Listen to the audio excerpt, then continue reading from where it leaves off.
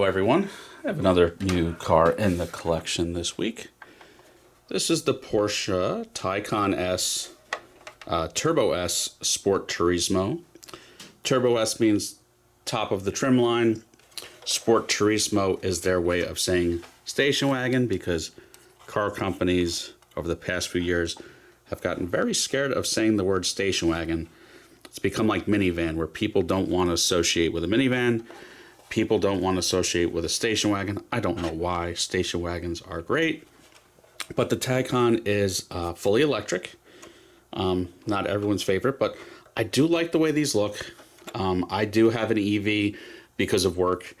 I really think there's no better way to commute to work than an appliance vehicle. A lot of appliance vehicles, to me, EVs are appliance vehicles. And why pay money on gas?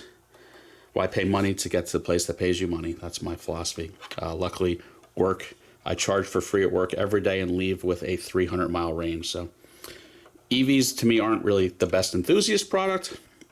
That's why I have my manual transmission gas cars, but they serve their purpose. And if I had an unlimited budget and didn't get cars for almost free, I would have this as my EV commuter, because this is a good-looking car, and a Porsche is a Porsche.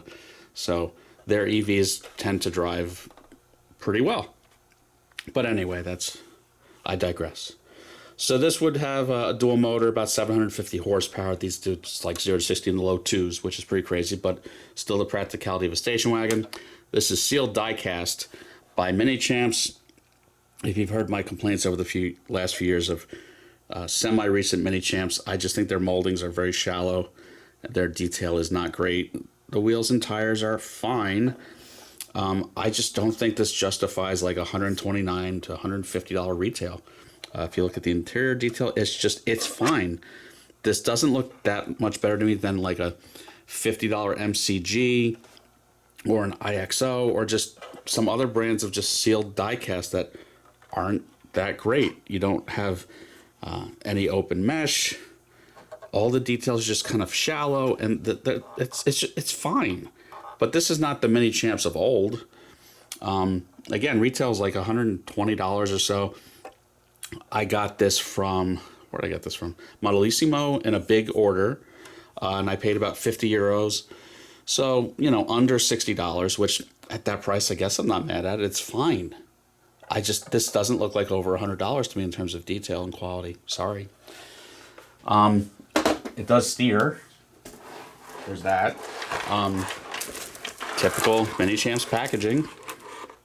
And it's a limited run of whatever they say it is. It's not numbered. But yeah, I mean, it's okay.